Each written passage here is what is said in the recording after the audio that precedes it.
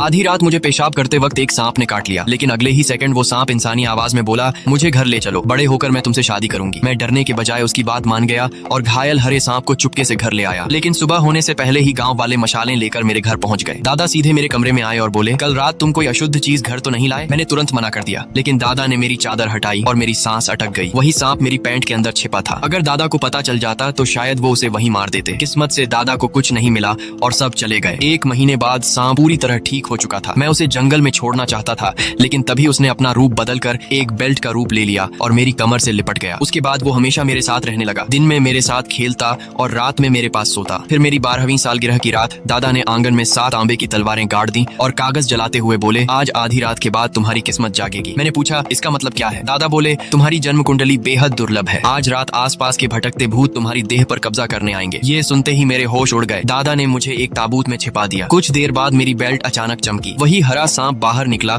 और मेरे सीने से लिपट गया। अगले ही पल बाहर तेज हवाएं चलने लगी। ताबूत पर किसी चीज के पंजे पड़ रहे थे। चारों तरफ भूतों की चीखें गूंज रही थीं, लेकिन सांप को पकड़े हुए मैं उल्टा चैन से सो गया। सुबह दादा ने ताबूत खोला और घबराकर मुझे बाहर खींचा। पूरे गांव में 6 लोग मर चुके थे और उनके हाथों और माथे पर काले सांप जैसे निशान उग आए थे। दादा ने बताया, ये वही 6 लोग हैं जिन्होंने सालों पहले उस सांप को घायल किया था। मेरे दिमाग में तुरंत वही सांप आया। क्या उसने उन सबको मार डाला था? लेकिन ये कैसे संभव था? वो तो पूरी रात मेरे साथ ताबूत में था। तभी दादा ने मुझसे पूछ लिया, वो सांप कहाँ है? मैंने आखिरकार पूरी सच्चाई बता दी, लेकिन उसी वक्त पता चला कि मेरी कमर से बंधी बेल्ट गायब थी। दादा ने पूरा घर छान मारा, कुछ नहीं मिला। उन्होंने गुस्से में कहा, अब वो तुझे भी नहीं छोड़ेगा। मैंने जवाब दिया, वो मुझे कभी नुकसान नहीं पहुंचाएगा। दादा ने मेरी बात नहीं मानी। उन्होंने लो की छड़ी उठाई और मुझे पीटते हुए हवा में माफी मांगने लगे। बच्चा नादान है, महान देवता को माफ कर दो। आधे घंटे की मार के बाद मैं बेहोश हो गया, लेकिन आधी रात को अचानक मेरी आंख खुली। कमरे का दरवाजा खुला और अंदर एक बेहद खूबसूरत लड़की चली आई। चांदनी में उसका चेहरा किसी परी जैसा लग रहा था। मैंने पूछा, आप कौन है? वो मुस्कुराई, तुम मुझे जानते हो। वो मेरे पास आई और मेरे घावों को देखकर बोली, दर्द हो रहा है ना? मैंने कहा, नहीं। वो मुस्कुराई, मुझे पता है कि दर्द हो रहा है। उसने मेरे घाव ठीक कर दिए। फिर अचानक बोली, जब तुम बड़े हो जाओगे मैं तुमसे शादी करूंगी। मैं हैरान रह गया। सच? हाँ, लेकिन हमारे बारे में दादा को कभी मत बताना। अगली सुबह दादा ने मेरे लगभग ठीक हो चुके घाव देखे तो उनका चेहरा बदल गया। उन्होंने तुरंत गांव के फेंगशुई जानकार एयरबो को बुलाया। एयरबो ने मुझे देखते ही कहा, इस बच्चे पर मूत का साया है, 3 दिन के अंदर इसकी मौत हो जाएगी।